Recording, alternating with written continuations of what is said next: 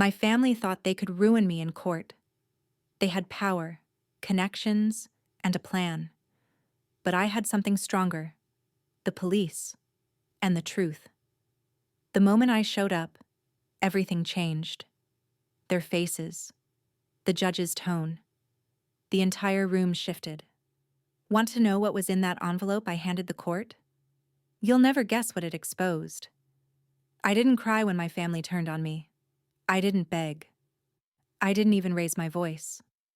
I just sat there, cold, still, like I'd done in briefing rooms where a single word could kill a mission. This courtroom felt no different, except this time, the strike wasn't coming from a foreign threat. It was coming from my brother, my father, people who used to hug me on Christmas morning and say they were proud. Now they were filing motions, building a paper trail to erase me like I was already dead. They said I was unstable. That war had warped me. That I manipulated our father into signing over the family trust when he was no longer sound. They claimed I used military intimidation tactics. Their words, not mine. They made it sound like I came home with a weapon, not a pension and 3 crushed vertebrae. They had spreadsheets, sworn statements, even a psych report from a doctor I'd never met. I didn't flinch. Janine, my brother's wife, held his hand like she was the one under fire. My father wouldn't look at me. And Michael? Michael looked straight at me, same half smirk he had as a kid when he got caught cheating, a dare in his eyes. They wanted everything: the trust, the house, the company I'd quietly helped build while they smiled for photo ops and played family. And the worst part? They almost got away with it. But here's what they didn't know, what no one in that room knew. I'd already stopped playing their game. I'd pulled the thread, traced the shell companies, collected the documents with their names on every betrayal. Because I wasn't just defending myself, I was setting the trap. So I let them talk. Let them stack lies like kindling. Let the judge wonder why I hadn't said a word. And when the moment came, I'd light the match. Because the only thing more dangerous than a woman betrayed is the one who saw it coming.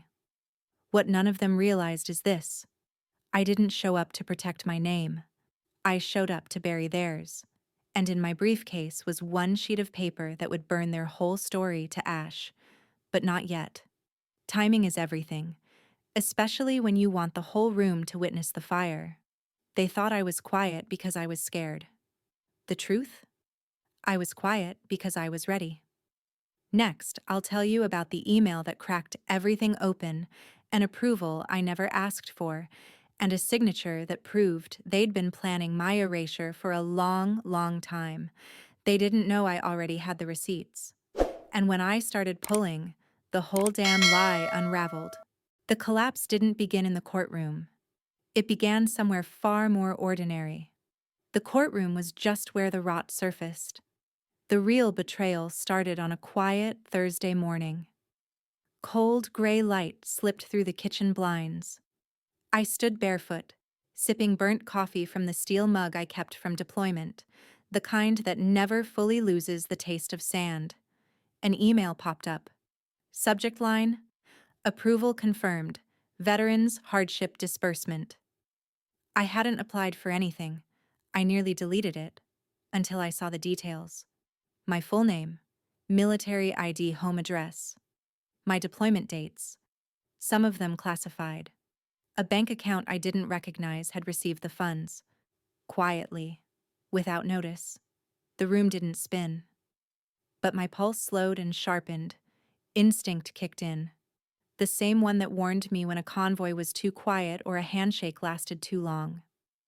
That afternoon, I called in a favor from someone I trusted in federal finance. It didn't take long.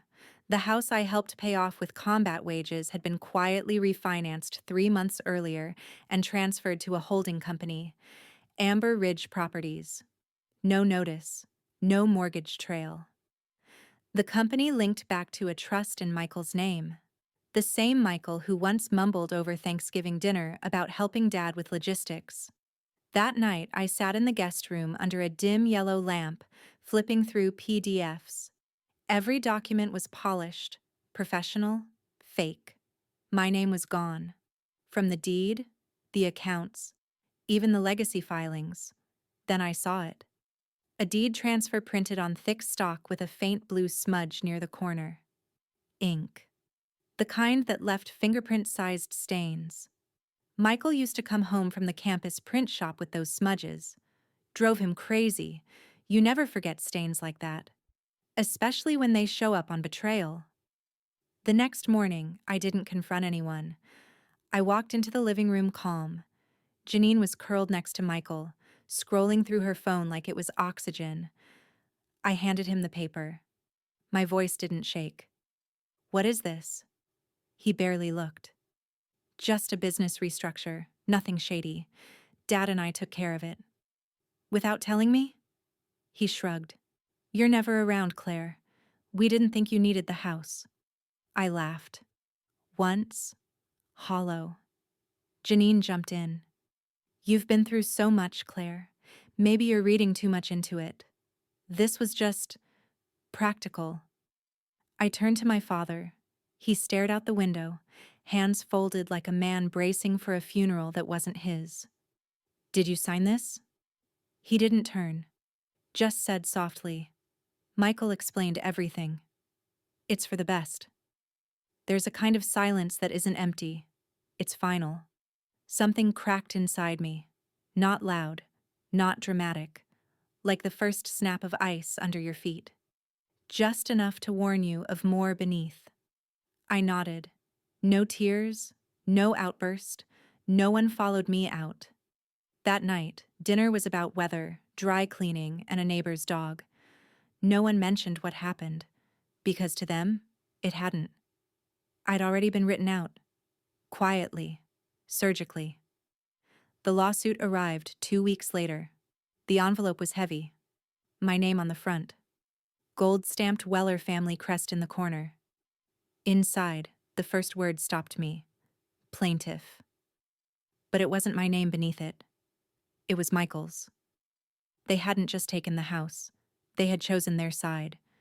The betrayal was now legal, and worse, public. But what they didn't know was that I had already begun documenting everything. And somewhere inside their polished lies, I had already found the first crack. All I had to do was dig. They erased me like I was nothing, just an error on paper, crossed out and forgotten. My name disappeared from the trust. My connection was buried under forged signatures and polished legal language. But while they were busy dressing theft in polite paperwork, I was already tracing the rot. I did not rage. I observed. I gathered. I verified. Quietly and precisely. I started with what I could see: public records and digital footprints. The deeper I went, the more deliberate it all looked. Shell companies stacked like nesting dolls. Funds labeled as maintenance reimbursements quietly rerouted. Grant money meant for veterans was siphoned into offshore accounts. And in the center of it all was Michael, the same brother who once mocked my combat deployments and now moved assets like a seasoned executive. Except this was not business. This was theft in a tailored suit. Janine's so-called therapy clinic was registered as a nonprofit for veteran recovery. On paper, it was a noble mission. In reality, it was a laundering funnel. I recognized the names on her patient list, men and women I had served with. Some were dead, others were unreachable. I cross-referenced public tributes and official rosters. The matches were not close. They were exact. They were not just laundering money, they were laundering identities. Late one night, I sat alone in my apartment, surrounded by the glow of 3 screens. A spreadsheet on one, internet protocol logs on another. And on the third was an encrypted financial report signed by a man who had taken his own life 5 years earlier. There is a specific kind of nausea that comes when you realize someone used a dead soldier's name to buy a lake house. That night, I made calls. Lena, a former forensic auditor from the Internal Revenue Service. Marcus, cyber forensics expert, burned out but still sharp. Jules, a retired probate attorney with no patience for games. They owed me, and they showed up. Together, we followed the threads. Amber Ridge Properties, Lexwell Holdings, a trust in Delaware that did not exist before the year 2020, a ghost network designed to hide in plain sight. But it was not just about stolen property. It was about stolen identity, stolen voice. They had painted me as unstable, emotionally compromised from military service. Their aim was not just the assets, it was the narrative. They wanted me erased, not just on paper, but in the minds of everyone who mattered. So I took control of the one thing they could not fake: data. I documented everything, time-stamped, verified, stored offline and off-grid. They tried to erase me. I became unerasable, and I was not done. Because buried deep in encrypted email logs from Janine's clinic, hidden behind layers of digital noise, I found one short phrase, 6 words, easy to overlook, impossible to forget. Clearance update request. Package secured. Extraction pending. And that changed everything. The folder was thin, intentionally so, unthreatening, ordinary, like any other set of exhibits passed across a courtroom table. But inside was the kind of truth that does not shout. It whispers. And if you know how to listen, it is deafening. I waited until they were too comfortable. Until Michael leaned back, confident. Until Janine started texting under the table, assuming it was already over. Until the judge stopped really listening because they thought they had seen this movie before, the broken veteran with the fragile mind and fabricated claims. They had not. What they saw was a script written by cowards, well-rehearsed, well-funded, but built on rot. So I handed it over. One sheet, then another, like peeling back a face that was never theirs to wear. The first page was an email chain between Janine and the clinic accountant, casual tone, but in the subject line, Phase 3 transfer protocol. And below, a note, use her service record. Post-traumatic stress disorder angle sticks best. Dad will cave if we press the right way. They used my trauma as a talking point, a lever, a tool. The second page was an offshore wire transfer to a holding account in Luxembourg, dated 3 months before the lawsuit was even filed. The sender was a shell company listed under Michael's name. The recipient was the same trust fund they accused me of stealing. Page 3. The psychological evaluation they entered into court records, supposedly written by a Veterans Affairs specialist. But the real doctor, whose license number was forged, submitted a sworn statement. I have never met, diagnosed, or evaluated this individual. My credentials were used without consent, and still, I did not speak. I let them read, let them squirm. The courtroom air turned brittle, like ice cracking under boots that thought the lake was frozen solid. Michael went pale first. Then Janine adjusted her necklace 3 times in less than a minute. A tell. She always fidgeted when she could not lie fast enough.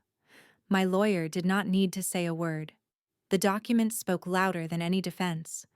Because the truth, when presented without emotion, without begging, is impossible to argue against. It just sits there, heavy, unmovable, a quiet verdict before the judge ever speaks. I did not want justice. I wanted clarity.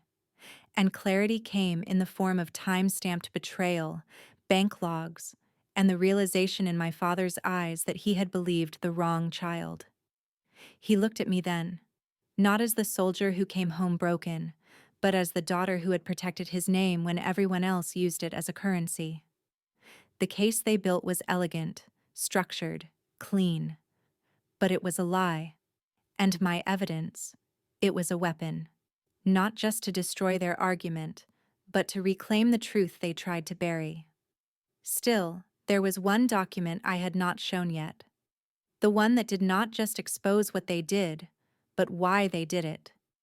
And the moment I opened that envelope, the entire courtroom would learn what betrayal sounds like when it is recorded in someone's own voice.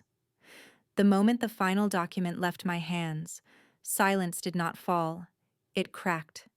The kind of silence that does not settle but shatters, like the air had suddenly gotten too heavy for the lies to float in. It was an audio file, 37 minutes long, no names needed.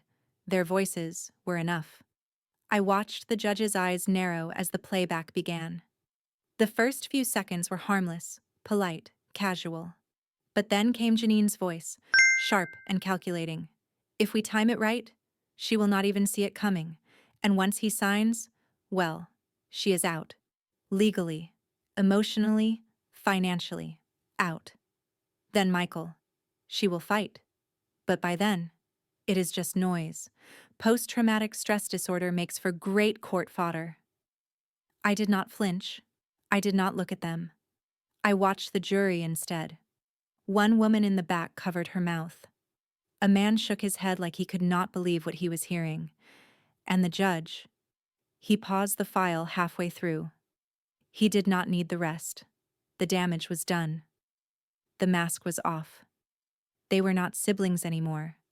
They were architects of betrayal. My attorney turned to me, whispered, "Are you ready?" I nodded. But I had been ready for months. What followed was not loud. No screaming, no dramatic objections, just paper rustling. Quiet questions. One name after another called to the stand. Each one confirmed what I already knew. The accountant who had been paid off. The notary who had been misled. The caretaker who overheard the planning over wine and arrogance. No one wanted to speak at first. But when the truth starts rolling downhill, it does not stop. It crushes. Michael's hands shook as he poured water. Janine finally spoke, but not to deny, to stall. She asked for a break. The judge denied it. The fall was not cinematic. It was methodical. Assets frozen, accounts investigated. One by one, their connections unraveled. Even the shell company they thought was invisible, I had already traced it 3 months ago. It was not about money anymore. It was about watching them lose the one thing they weaponized so casually: control. For years, they played God over dinner tables and trust funds, wielding family loyalty like a leash. But now, every calculated step they had taken had become evidence. Every whisper turned into testimony. And me, I sat still, not because I was cold, because I knew what it cost to stay calm when every bone in your body wants to break something. They thought they had buried me, but I had turned their shovel into my sword. In the end, they did not just lose the case, they lost the mask they had worn for years. The courtroom did not erupt in applause, and there were no dramatic exits. Just silence. The kind that comes when truth is undeniable. When every carefully laid lie is reduced to ash beneath the weight of facts. I did not walk out triumphant, I walked out whole. Not because I won a legal battle, but because I reclaimed something far more sacred. My voice, my integrity, my place in a story they tried to erase me from. They thought I was broken. What they never expected was that I had rebuilt myself in silence, stronger, smarter, and ready. This story is more than a courtroom drama. It is a reminder of the quiet strength we carry inside us. You do not always need to shout to be powerful. Sometimes the most dangerous person in the room is the one who waited, watched, and gathered truth in silence. In a world where betrayal often comes dressed as loyalty, the real victory lies not in revenge, but in reclaiming your name with dignity, precision, and resolve. If you have ever felt unseen, underestimated, or quietly erased, remember, truth has a voice. And when spoken calmly, it echoes louder than any accusation. Document, observe, and rise not to prove them wrong, but to prove to yourself that you were always enough. Have you ever been in a situation where staying silent gave you more power than speaking up? Feel free to share your story in the comments. Your experience might be exactly what someone else needs to hear today. If this story resonated with you, do not forget to subscribe to the channel for more true stories of strength, strategy, and quiet resilience. One click might be small, but your support tells us these stories matter, and that keeps us going. Thank you everyone for listening to my story told in beautiful style.